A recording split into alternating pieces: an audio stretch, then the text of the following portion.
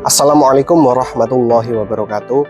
Perkenalkan, saya Nuriyatri Syahrurida, guru SMP Islam Terpadu Al-Mubarok, Kecamatan Keras, Kabupaten Kediri, sekaligus mahasiswa PPG Daljab, Kementerian Agama Batch 3 tahun 2025, Prodi PAI di LPTK UIN Syekh Wasil Kediri dengan nomor peserta 35069300200. Pada hari ini, Kamis 9 Oktober 2025, saya akan melaksanakan praktek pembelajaran.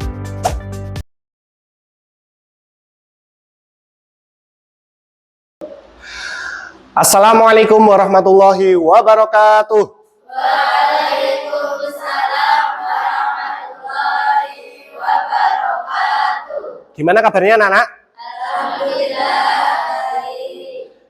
Sebelum kita mulai pelajaran, kita awali dulu seperti biasanya dengan membaca doa bersama-sama, nanti kemudian kita lanjutkan dengan menyanyikan lagu nasional. Ayo kepada ketua kelas bisa dipimpin teman-temannya.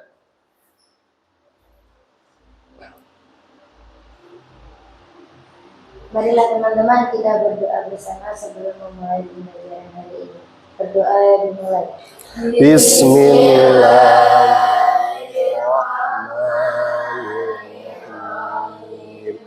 Raditu billahi rabban wa bil islami wa bi Muhammadin nabiyyan wa rasulah.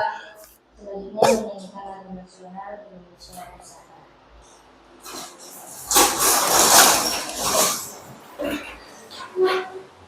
Satu, dua, tiga.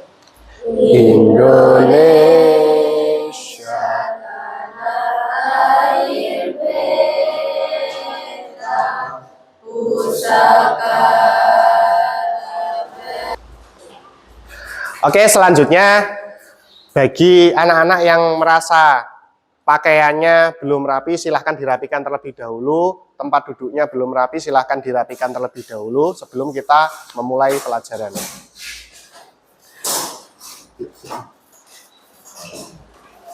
Oke, sudah ya. Hari ini siapa yang nggak masuk dari kelas 7? Masuk semua? Alhamdulillah, hari ini tidak ada yang tidak masuk atau nihil. Minggu lalu kita sudah membahas bab sholat. Kemudian untuk hari ini kita akan membahas bab selanjutnya sebagaimana yang kemarin sudah kita bahas, yaitu tentang rukhsah. Ada yang sudah pernah tahu apa itu rukhsah? Belum tahu? Secara singkatnya, rukhsah itu adalah keringanan yang diberikan Allah kepada kita dalam melaksanakan ibadah kepadanya.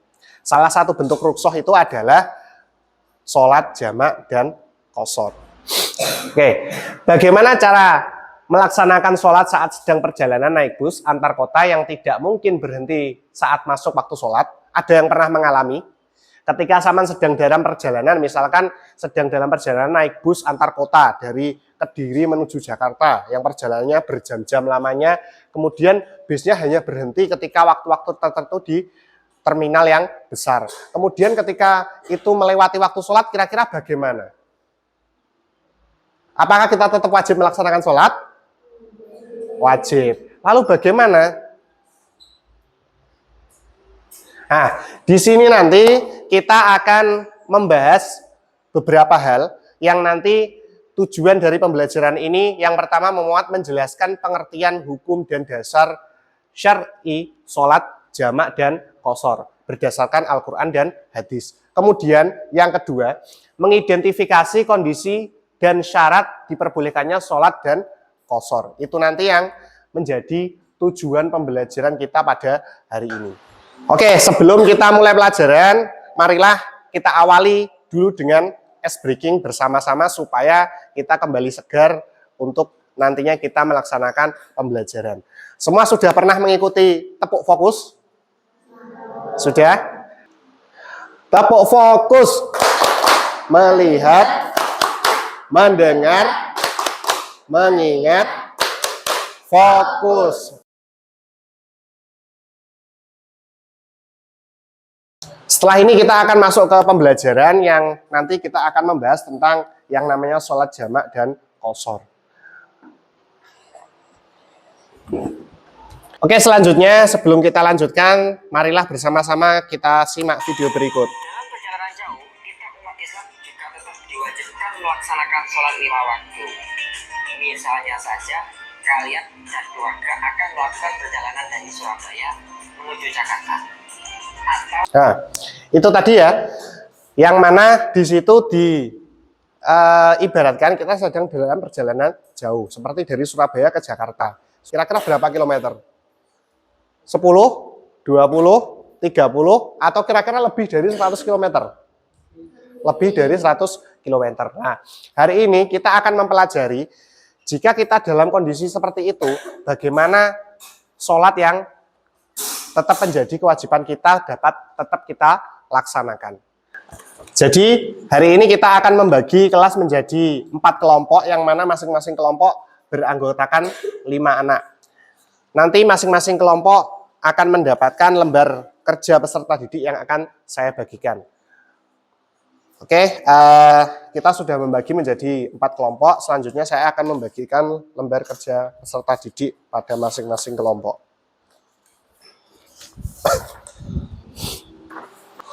Oke, di situ bisa disimak dulu bahwa saya di atas itu nanti harus menuliskan nama kelompok terlebih dahulu. Silahkan nanti nama-nama dari masing-masing anggota kelompoknya dituliskan di situ. Kemudian kelompok berapa, mulai dari sini kelompok 1, 2, 3, dan 4. Nanti anggotanya ditulis di situ, hari dan tanggal. Hari ini tanggal dan tanggalnya berapa. Kemudian bisa dilihat di petunjuk tugas diskusi. Di situ nanti masing-masing kelompok harus duduk sesuai dengan kelompoknya masing-masing. Kemudian menuliskan nama kelompok dan anggota kelompok kalian. Kemudian yang ketiga, silahkan nanti menggunakan perangkat Chromebook untuk mengamati video yang ada di link di dalam LKPD ini. Kemudian selanjutnya nanti masing-masing kelompok berdiskusi terkait dengan isi video yang kalian simak itu. Dari situ nanti yang pertama kalian harus menemukan di dalam video itu bagaimana tata cara sholat saat safar. Safar itu dalam perjalanan. Dalam arti di sini yang kita bahas terkait pelaksanaan sholat jamak dan qashar. Apa saja syarat-syaratnya dan bagaimana tata caranya. Kemudian yang kedua juga harus dilengkapi dengan dalil Al-Quran atau hadis yang menjadi dasar rukhsah atau diperbolehkannya melaksanakan sholat jamak dan qashar ketika dalam perjalanan. Selanjutnya, tulis hasil diskusi kalian di LKPD sesuai kesepakatan kelompok. Setelah masing-masing kelompok selesai melaksanakan diskusi, silahkan hasil diskusi itu dituliskan pada lembar hasil diskusi kelompok yang ada di halaman 2 di LKPD ini. Kemudian, selanjutnya, durasi waktu untuk berdiskusi adalah 30 menit. Kemudian nanti terakhir, masing-masing kelompok akan mempresentasikan hasil kerja kelompoknya di depan. Sampai sini ada pertanyaan? Sudah jelas ya? Oke, kalau gitu silahkan dibuka Chromebook-nya masing-masing untuk menyimak video yang berada di link di LKPD. Ini nanti langsung saja dicari yang pertama, syarat diperbolehkannya melaksanakan sholat jamak. Kemudian nanti pembagiannya itu bisa juga dimasukkan, kan ada 2 kan di situ. Apa saja pembagian sholat jamak? Jamak takdim dan jamak takhir. Nanti bisa dimasukkan pengertian dari sholat jamak, kemudian sholat qashar, kemudian syarat diperbolehkannya, dan nanti yang terakhir tata caranya. Dilengkapi juga dengan... Oke, untuk selanjutnya waktu diskusi 30 menit sudah berakhir. Kegiatan selanjutnya adalah presentasi hasil diskusi kelompok oleh masing-masing kelompok. Untuk pertama, silahkan untuk kelompok 1 bisa maju ke depan untuk mempresentasikan hasil diskusi dari kelompoknya. Oke, silahkan. Assalamualaikum warahmatullahi wabarakatuh.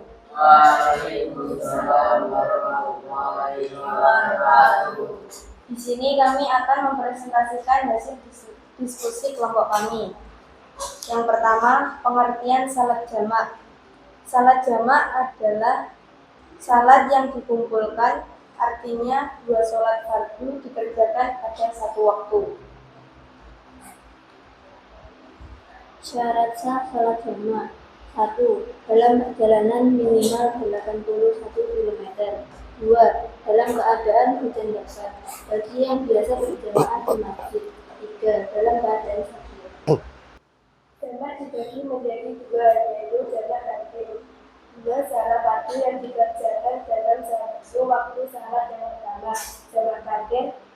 2. Salat fardu yang dikerjakan pada waktu salat yang kedua. Tata cara salat jamak. Yang pertama, mendahulukan salat yang pertama, kemudian salat yang kedua.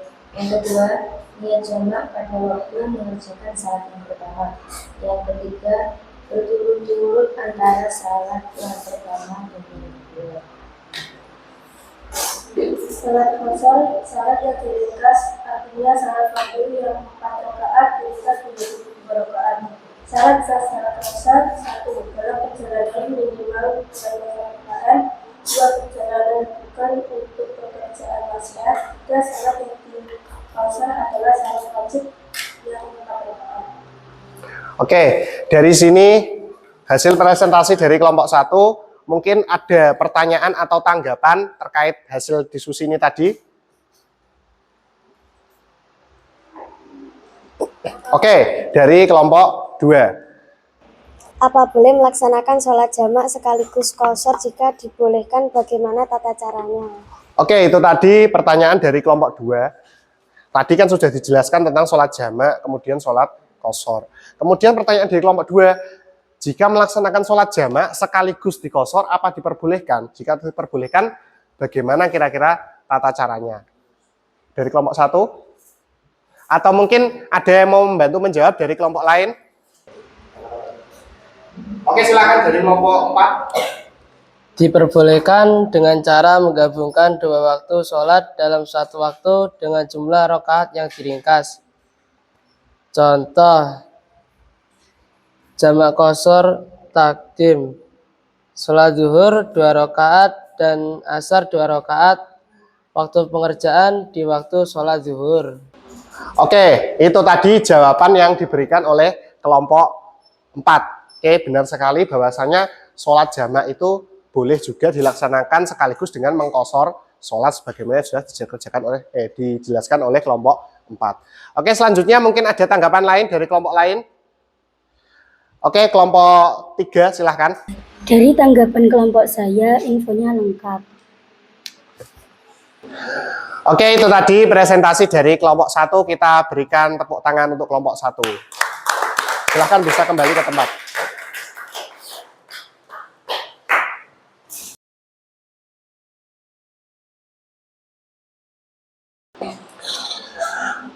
Oke, itu tadi hasil diskusi kita dan presentasi dari setiap kelompok. Kemudian sekarang saya akan memberikan kesimpulan dari hasil diskusi kita.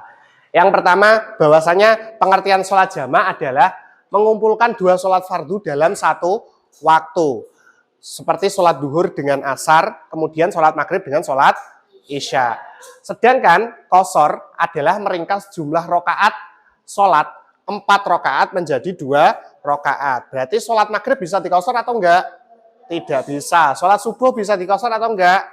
Tidak bisa. Yang bisa diqashar hanya sholat yang berjumlah 4 rakaat. Kemudian jamak sendiri dibagi menjadi 2. Apa saja?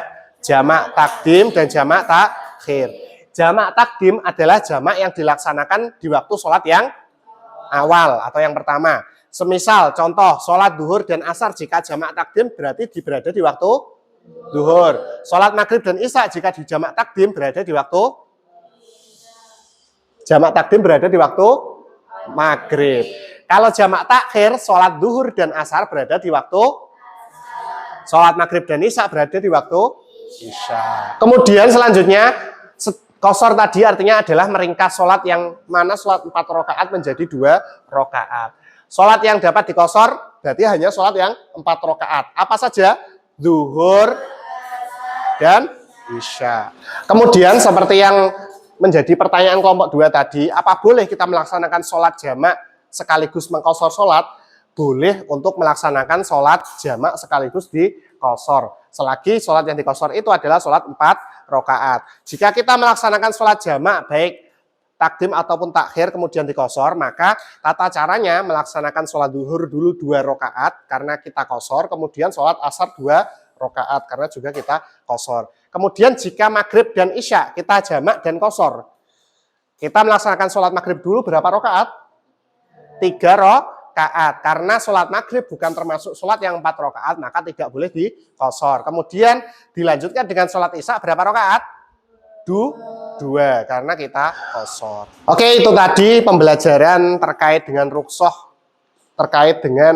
yang menyangkut sholat jamak dan qashar pada hari ini. Yang mana sholat jamak qashar itu adalah salah satu bentuk rukhsah yang diberikan oleh Allah untuk kita beribadah kepadanya. Jadi patut kita syukuri bahwasanya selain Allah itu memerintahkan kita untuk beribadah sholat 5 waktu, Allah sendiri juga memberikan keringanan-keringanan bagi kita untuk menjalankan ibadah yang Allah perintahkan kepada kita.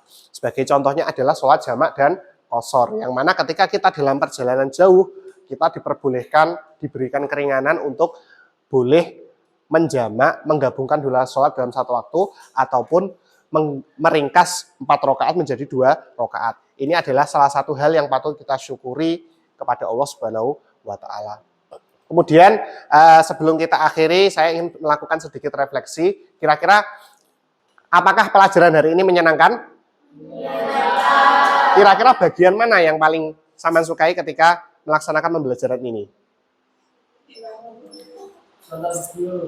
Ketika menyimak video, atau mungkin juga ketika mencari referensi dari media digital. Oke. Yang terakhir, apakah ada kesulitan yang kalian temui di dalam pembelajaran ini? Tidak ada ya. Jadi semua sudah jelas terkait mulai dari pengertian sampai dengan tata cara dan syarat jamak dan demikian itu pembelajaran pada siang hari ini. Untuk pertemuan minggu depan kita akan membahas tentang rukhsah, masih tentang rukhsah, cuma rukhsah di dalam ibadah puasa. Sebagai contoh misalkan orang yang sedang sakit atau orang yang sudah tua renta, itu bagaimana puasanya, itu nanti akan kita bahas pada minggu depan. Oke, kita akhiri pertemuan siang hari ini dengan membaca hamdalah bersama-sama dan doa kafaratul majlis. Alhamdulillahirabbil alamin. Subhanakallahumma wa bihamdika asyhadu an la ilaha illa anta astaghfiruka wa atubu ilaik. Sekian, wassalamualaikum warahmatullahi wabarakatuh.